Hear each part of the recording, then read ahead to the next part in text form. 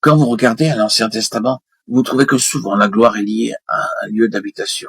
Par exemple, ils me feront un sanctuaire et j'habiterai au milieu d'eux. Exode 25:8. C'est quand le tabernacle fut terminé que la gloire le remplit. Il en fut de même pour le temple. C'est un lieu pour une habitation. Passons de l'Ancien Testament au Nouveau. Les déclarations au sujet du Seigneur Jésus sont bien connues. Il est le resplendissement de ses gloires. Hébreux 1:3. Il est couronné par la gloire. Hébreux 2:9. L'auteur reprend les mots du psalmiste, le roi de gloire, psaume 24:7.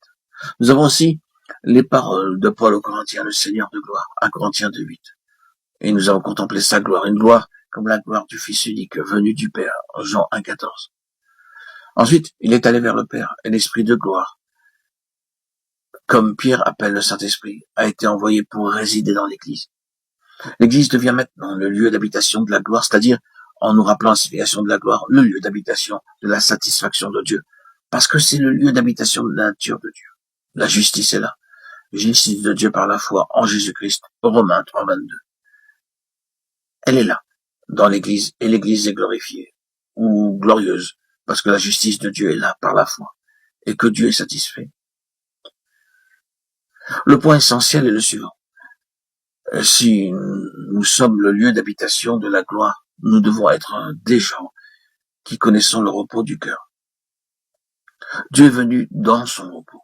Il est satisfait, et l'Église doit être le domaine dans lequel se trouve le repos de Dieu.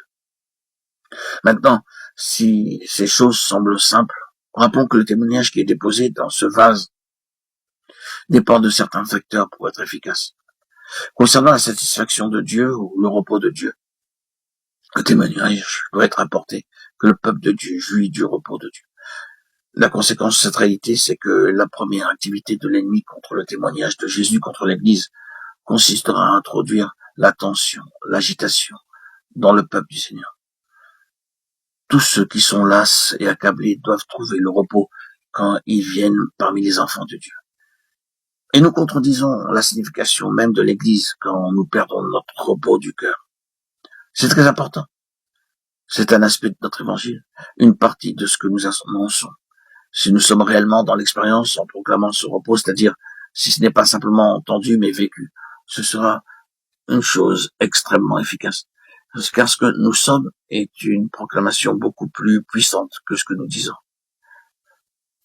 Si le Seigneur peut avoir des gens ici et là, sur cette terre, qui sont parfaitement satisfaits en lui, et jouissant de son repos, qui ont trouvé le repos de leur âme, il aura un immense témoignage sur la terre. Et une des marques de l'œuvre satanique dans cet univers, c'est la bouillante insatisfaction, l'agitation, l'impatience, l'envie, et tout cela ne peut jamais être rassasié. L'évangile de la gloire commence dans le lieu où se trouve la gloire. La gloire signifie que Dieu est satisfait, que Dieu a son repos, et que nous sommes entrés dans ce repos. C'est quelque chose qui demeure dans l'Église. Cet évangile doit demeurer dans l'Église. C'est l'évangile de la gloire du Dieu satisfait.